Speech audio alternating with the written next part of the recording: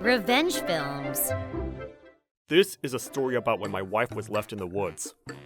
My wife and I were still 32 years old when it happened, but one day, she suddenly announced that she had been invited to a get-together with her school friends.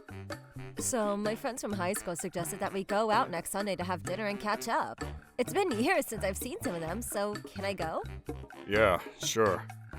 It really has been a long time since we both graduated from our high schools, so you should go and have some fun. And I agreed that she should go. We have a young daughter together, and at the time, she was only 3 years old.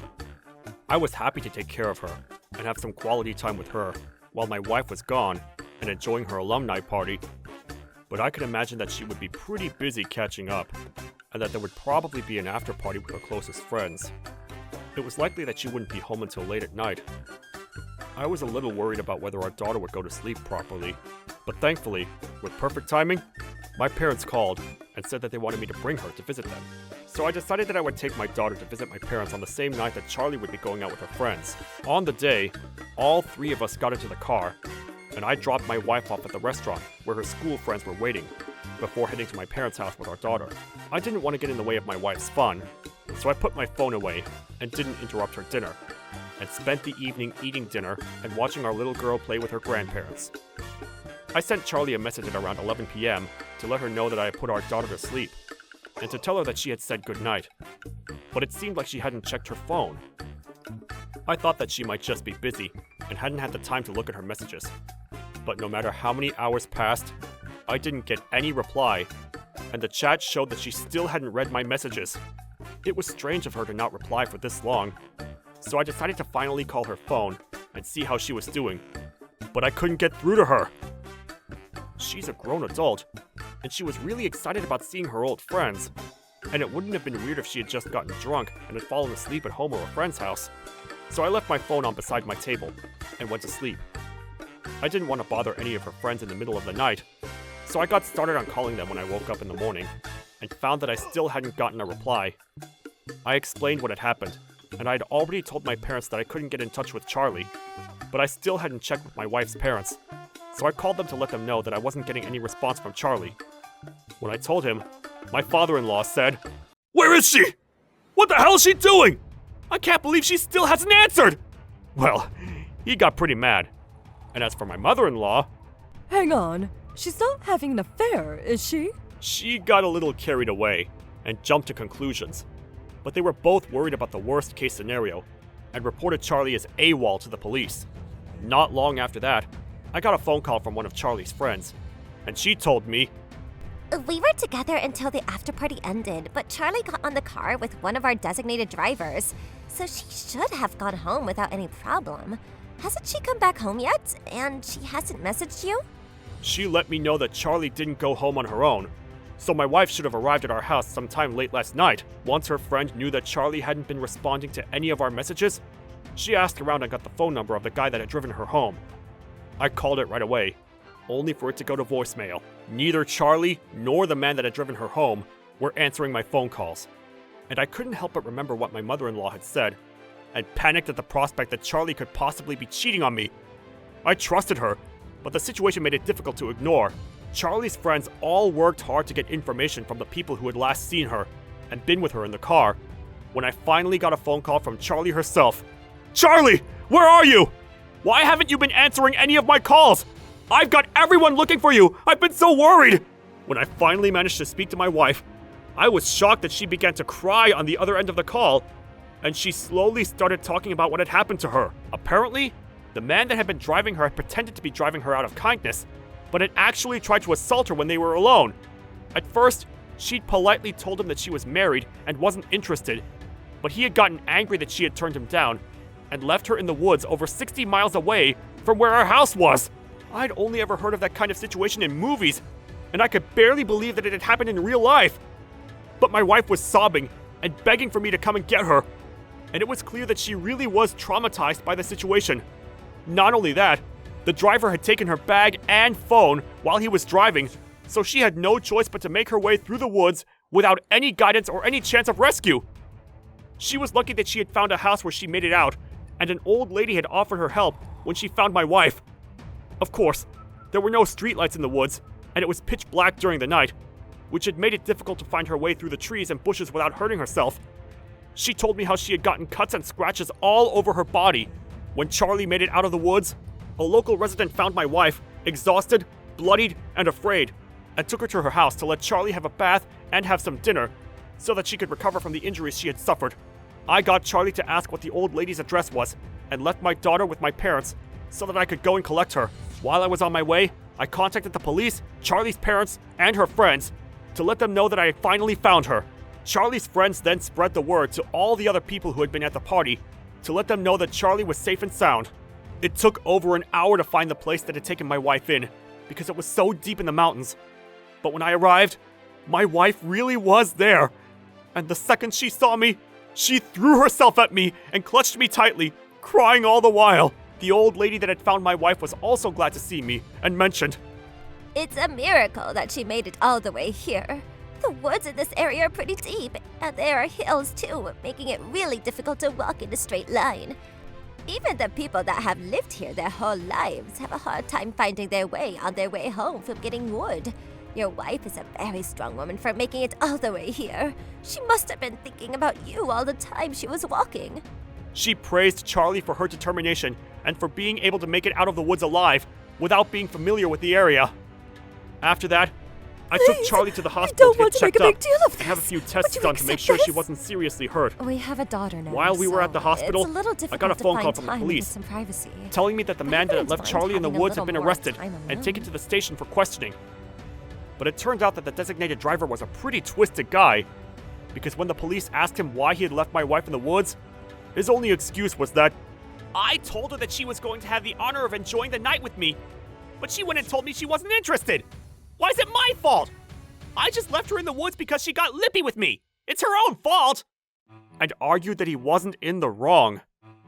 I finally understood the meaning of feeling like my blood was boiling. It was the first time I had ever experienced anger like that, and I was disgusted by him. My wife told me that she had been polite at first and tried to let him down easy, but he suddenly started driving in the opposite direction of our house and got onto the freeway. When she realized what he was doing, Charlie began to panic and attempted to call me, only for him to take her stuff away from her. Just imagining the thought of being stuck in a moving car with someone else behind the driving wheel and then being suddenly taken on a freeway against my will, I could understand why Charlie had panicked and didn't know what else she could do. After driving the freeway for half an hour, he had stopped the car in the woods and made an attempt to assault her, but she had managed to bite his arm and got him to back away from her for a split second. According to the police, the man had made complaints about her biting him and said, I'm going to make her pay for biting me like that! She's going to court for hurting me! Look at it! I was bleeding! Apparently, he thinks that it's reason enough to sue Charlie. He's got another thing coming if he thinks that we're going to pay any compensation to him. A friend of Charlie's told me that the man had offered to drive 3 people who had been drinking, including Charlie, but she had ended up being the last one in the car and had ended up alone with him. I didn't know if he had had his eye on Charlie from the very beginning, or if he had just decided to attack her spontaneously because she had ended up being the last one in the car with him. But when it was just the 2 of them, he said, I want to stop by the convenience store, and had announced to Charlie that he wanted to go to a store that was near the entrance to the freeway. My wife told him she was fine with it, but was surprised when he passed the store by and continued to drive until he had reached the freeway. I'm going to throw you out of the car if you don't let me do what I want. He had suddenly threatened her, and my wife was afraid about what he might do. But of course, he couldn't do anything to her while he was still driving. He got off the freeway when they entered the next state, and he began driving into some mountainous area. And when he found some dark area in the woods, he threatened her again. You can either be a good girl and stop struggling, or you can get out, and I'm gonna leave you here. My wife didn't think twice before shaking him off, and got out of the car, desperate to get away from him, and ran away as fast as she could. But by the time the man had stopped the car, it was already the middle of the night, and naturally, there wasn't any light in the woods. My wife was terrified and was anxious about what might happen to her, but she didn't look back, and only thought about coming home to us, and used that as strength to keep on running and running until she finally made it out, despite being only 32 years old. The man that had assaulted my wife was the young CEO of a company that he had built himself, and have become successful thanks to a string of forceful and barely legal methods. Whatever I want, I get. If I say it, it's true. That was apparently his catchphrase, and it was clear that he was used to the world revolving around him. I had the urge to punch the guy's lights out and make him suffer for the way he had hurt my wife. But a friend of mine reminded me that it would be bad for us if I did anything violent, and told me to stay away from him, just in case. But despite the warnings from my friends, I couldn't help but feel like there was a storm inside my chest. All of my feelings were mixed up, and I was desperate to get revenge. After dealing with the police, the culprit's parents came to apologize to us. But Please, we don't want to make a big deal of this. Would you accept this? they tried handing me an envelope with close to $10,000 inside. But the feelings that had been stirring up inside me began to bubble over, and I could feel that something had snapped. Do you really think that $10,000 or so is enough for me to forgive your son for what he did? Do you think that it's enough for my wife to forget and get over her trauma? It's not! Do you really understand how serious this is? What your son tried to do to my wife? He attempted to assault her! He even threatened her and left her in the woods for dead! Just how many crimes does he have to commit before he's satisfied? My wife thought that she was going to die! I was worried sick! Her friends, parents, we're all out searching for Charlie. A resident in the area around the woods told me that it was a miracle that she had managed to make it out of the woods alive. It was a miracle that my wife got away with only cuts and bruises. You should have seen her! And you think that you can pay us compensation to keep our mouths shut? I'm not interested in dealing with this privately. I'm taking your son to court, and he's going to pay for what he did. Get out! I gave them a piece of my mind and kicked them out of the house. And I wasn't the only one that was angry. Our parents, Charlie's friends, and Charlie herself were furious that she was made to suffer the way she did. And she wanted justice. She decided that she wanted to take the man to court and have him sentenced to time in jail. So the fact that his parents had come to our house and brought a measly $10,000 as hush money had pissed me off to no end, and had made me send them away. Through further questioning at the police station, it was found out that the driver had targeted my wife and had chosen to drive her in order to attack her on the way home. Apparently, he'd always been interested in her, since they were in high school together, and had caught sight of her at the party. Not only that, he had been listening to the conversations Charlie had been having with the other girls at another table. He heard them talking about how much sex they were having now that they were married. And my wife had said, We have a daughter now, so it's a little difficult to find time and get some privacy. But I wouldn't mind having a little more time alone. he had heard what she had said to her friends, and seemed to think that it meant she was sexually frustrated, and assumed that he had a chance at sleeping with her if he hit on her, and thought that he would be able to become friends with benefits. Only God knows why. He really is a piece of crap. It pissed me off that he thought that everything would work out the way he wanted it to. But it didn't take long for the court to decide that the man was guilty for several crimes, and he was thrown straight into jail. And the more the police searched, the more they found. Several women working at his company called him out for sexual assault, and investigations concluded that he had used similar methods to get them to sleep with him. Once he realized that he was going to be sentenced to time in jail, he even had the nerve to assert that, "None of this is my fault! What did I do wrong? They were all lonely and wanted sex! I gave them what they wanted! What's wrong with that? They wanted to have sex with me!" He didn't show any remorse for his actions, and that only increased his time in jail. Of course, once his imprisonment was made public, his company lost trust among their partners, and their shares went down within a matter of hours. His company went bankrupt within days. Furthermore, all of the classmates that attended the alumni party found out what he had done to Charlie and condemned him for his actions. All of the people that he knew demanded that he stay away from them and cut ties with him. It seems that everyone who knew him from their time at school already had an idea of how selfish he was. And once they had heard about the crimes he had committed, no one would side with him, and he lost all the allies he once had. For a long while after that, my wife was traumatized by the events of that night, and couldn't help but feel sick whenever she got into a car, and would feel unreasonably afraid whenever she saw mountains or the woods. She went to see a doctor and was talking to a psychiatrist, and with the help of her friends, and of course support from me, she eventually was able to forget about what had happened, and didn't feel as anxious as she did in the first few weeks after the alumni party.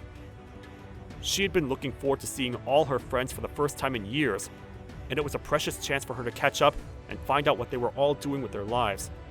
I hated that her night had been ruined by one stupid guy that was only thinking with his libido, and I'll never forgive him for what he tried to do, and how he had made my wife suffer.